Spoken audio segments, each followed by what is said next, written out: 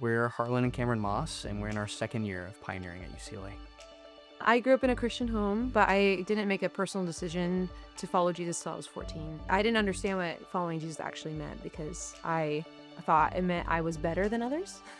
Even though I was a sinner, my sin was like so small compared to everyone else. I prided myself on being a good girl and being innocent, and it wasn't until I was at college and I was finally like broken over my sin and being judgmental of others. And at that time is when Harlan and I, after we started dating, we met the Navigators. Yeah, we had met in middle school, so we were friends all throughout middle school and high school, and I had never known that she didn't want to date, and it was because I wasn't Christian. And so it was through Cam and her friend group that was the first time I ever went to church and heard the gospel, and really just hearing the scriptures preached about how Jesus wanted to offer me the fullness of joy, but at the same time, to receive that, I had to turn away from my sin. And so I kind of stumbled into the Navigators at UC San Diego, and that was when a sophomore RA in that apartment complex just met me.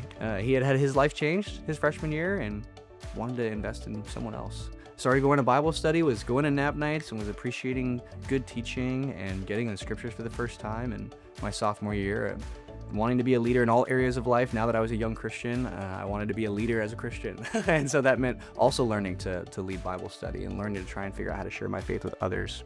It wasn't until the end of college that the gospel just became even more thorough in my life and more clear. And then you would kind of pop over sometimes when it made sense. I went to a private Christian school college that was 20 minutes away from UCSD, so they didn't have Navigators. I was not satisfied with the spiritual climate on campus, and so I would go over to Nav Night, and I would always be not weird. I'd be the girlfriend. No one thought you were weird. Yeah, the girlfriend that would show up. It was junior year when we were invited to go to Edge Preview.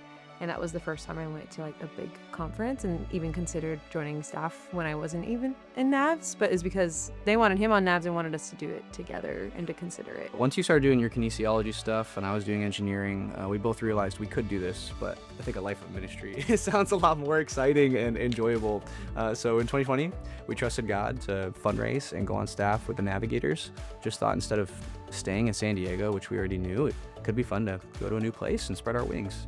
And so we got to spend the next 4 years just learning what it looked like to live the married life, have a full-time job, try to live a life of ministry to others, and just continue to grow and focus on our walk with Jesus. After 4 years there, it had become clear that God was asking us to go to UCLA. I had a lot of anxiety. I had a lot of fear. I didn't know if I was a natural pioneer. The Lord used Joshua 1:9 to calm those fears and reminding me, have I not commanded you? Be strong and courageous. Yeah, especially that first couple weeks and first quarter of being on campus was just really volatile in terms of our emotions. There's just these moments that just feel like amazing and so wonderful to see God be faithful, and then these other moments where you just feel like the students are almost falling through your fingers. Like you just can't know what God's going to do.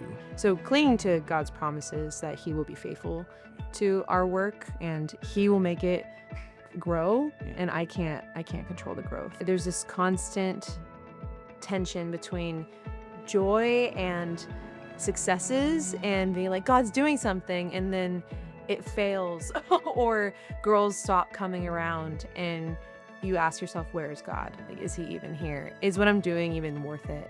Should I keep going? But through all the tears and the wondering if it's worth it, it is worth it. But we might not even know for years and years to see how worth it really is, because our God, he'll multiply it beyond what we can even imagine.